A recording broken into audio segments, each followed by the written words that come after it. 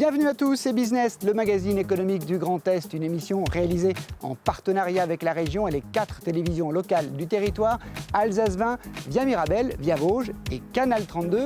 Nous sommes aujourd'hui à Villechétif, à côté de Troyes, dans l'Aube, et je vous propose d'y découvrir Festilight, une PME qui conçoit et fabrique des illuminations et décorations événementielles. Une entreprise qui, vous allez le voir, a bien grandi depuis 20 ans. Je vous propose de découvrir tout de suite le sommaire de cette émission. Didier Maroyer est l'invité de Business. Il préside Festilight, une entreprise spécialisée dans les illuminations et décorations événementielles qui vont égayer aussi bien nos villes, nos centres commerciaux que nos maisons. Fondée il y a 23 ans, la PME auboise a basé son développement sur l'innovation et la créativité. La crise du coronavirus impacte de plus en plus la santé économique de bon nombre d'entreprises et notamment des PME. Pour leur permettre d'y faire face, la région Grand Est a décidé de mettre en place des dispositifs d'accompagnement spécifiques. Enfin, notre tour de l'actualité économique régionale nous conduira d'abord à Strasbourg avec un nouveau concept de boutique dédié à l'artisanat local. À Forbach, ensuite en Moselle, à la rencontre d'un designer spécialisé dans les montres de luxe. Dans les Vosges, enfin, pour y découvrir, à l'occasion d'une visite du président de la région dans le pays de Remiremont, non pas une, mais 3 entreprises qui s'adaptent et innovent dans des secteurs très différents. Didier Maroyer, vous avez créé Festilight en 1997 avec des idées nouvelles, alors que ce secteur n'était pas le vôtre et un secteur qui était plutôt peu innovant. Oui, effectivement, moi je viens d'un autre secteur totalement différent qui est celui de la chirurgie orthopédique, donc un domaine où on était habitué effectivement à côtoyer des gens qui innovaient en permanence.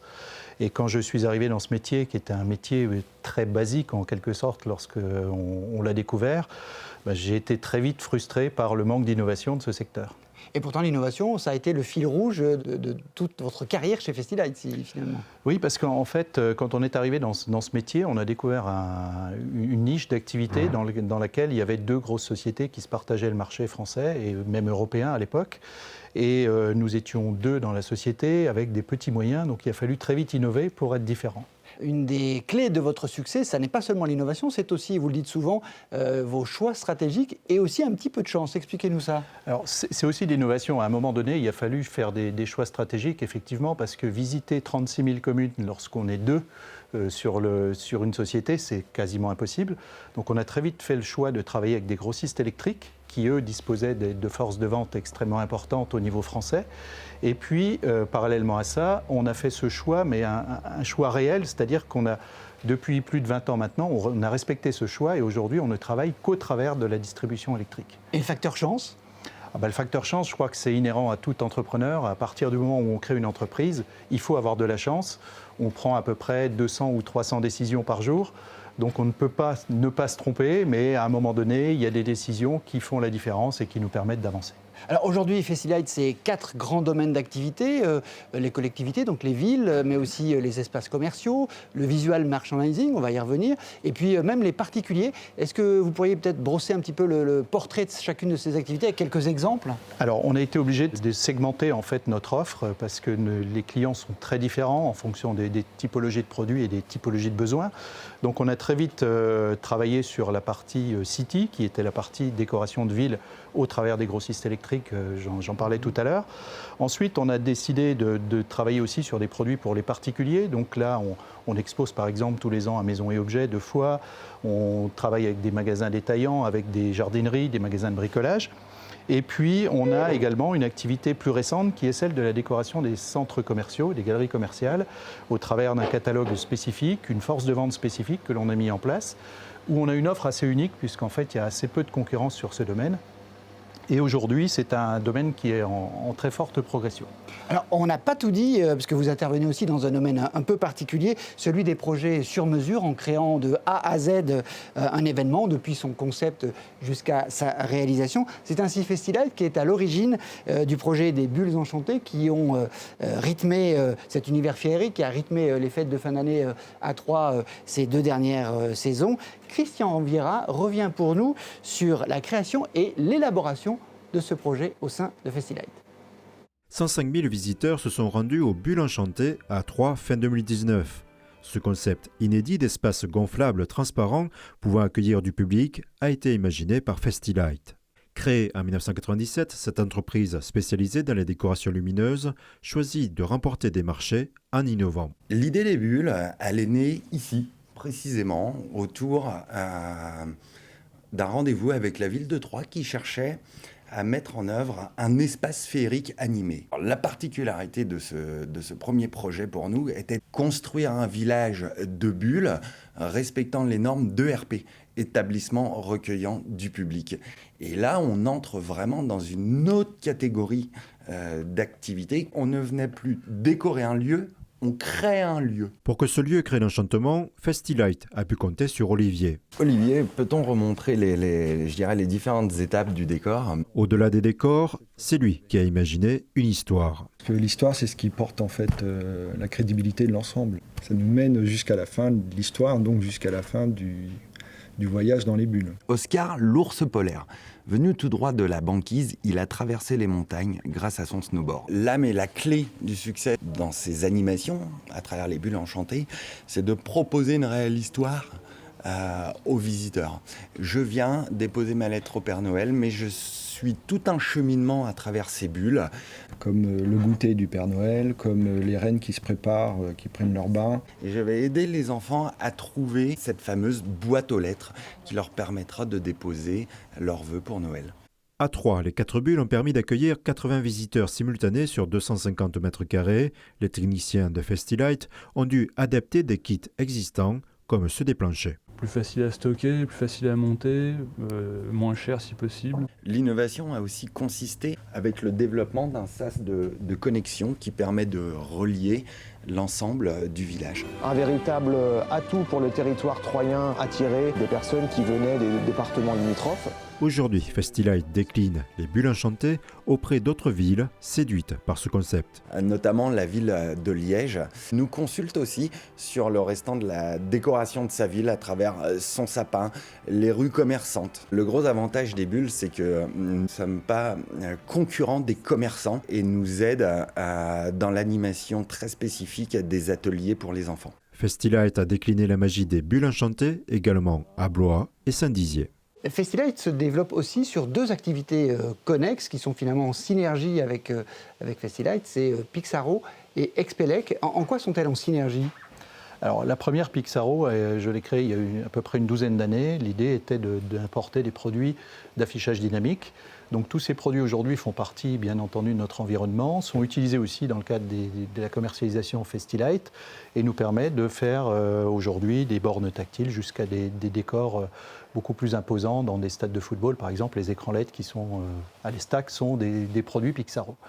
Ensuite, on a une deuxième activité, effectivement, qui, elle, a été rachetée il y a un peu plus de 3 ans, qui s'appelle Expelec. Et là, on est sur des produits de son et lumière, donc tout ce qui est équipement de salles de spectacle, de discothèques, mais également mise en lumière de bâtiments publics, etc.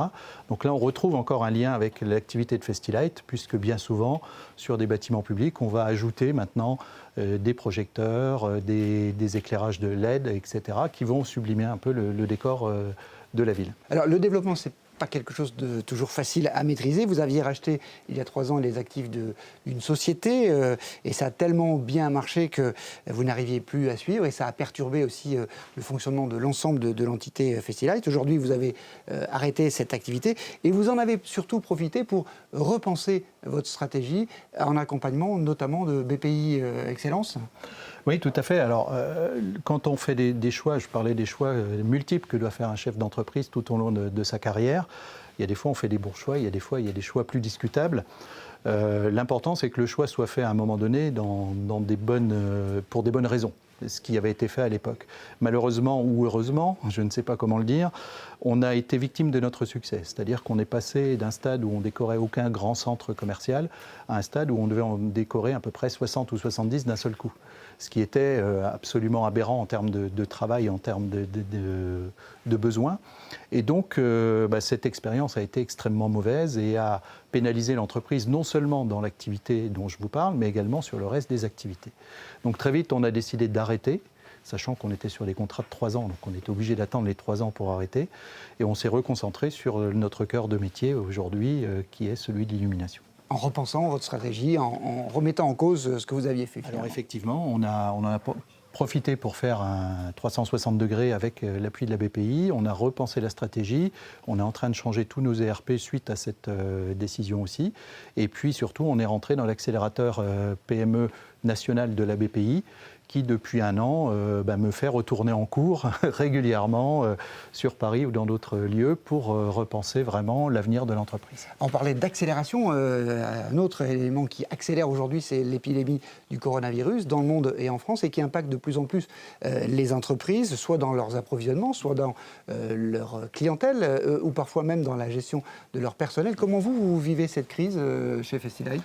Alors on a eu un début difficile puisqu'on avait des produits qui étaient en cours de fabrication en Chine et tout s'est arrêté d'un seul coup. On a perdu quelques marchés importants à cause de cela. Aujourd'hui, les usines ont repris, donc ça se passe plutôt mieux, même si on a déjà pris du retard sur notre saisonnalité. Et puis, on a pas mal d'incertitudes également.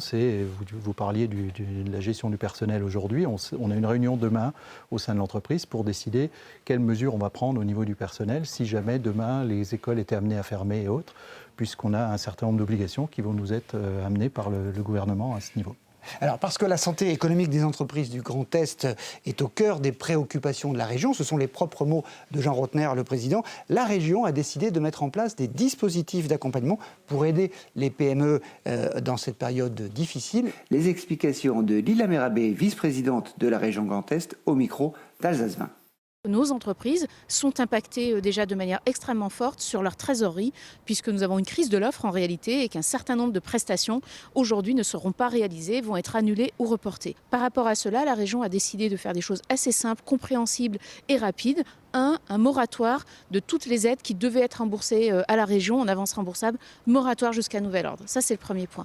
Le deuxième point, qui est le plus important en réalité, c'est que nous mettons 25 millions d'euros avec la BPI pour assurer ce besoin de trésorerie. Toutes les entreprises qui vont solliciter l'État, soit pour reporter leurs charges, soit pour faire du chômage partiel, enfin de l'activité partielle, seront systématiquement mises en relation avec la région et la BPI. À partir de ce moment-là, c'est nous qui prenons contact avec le dirigeant, mais s'il le souhaite, il peut nous écrire rapidement aussi sur une adresse mail qui est pacte.trésorerie@grandest.fr. La démarche va être assez simple. L'entreprise va contacter sa banque habituelle.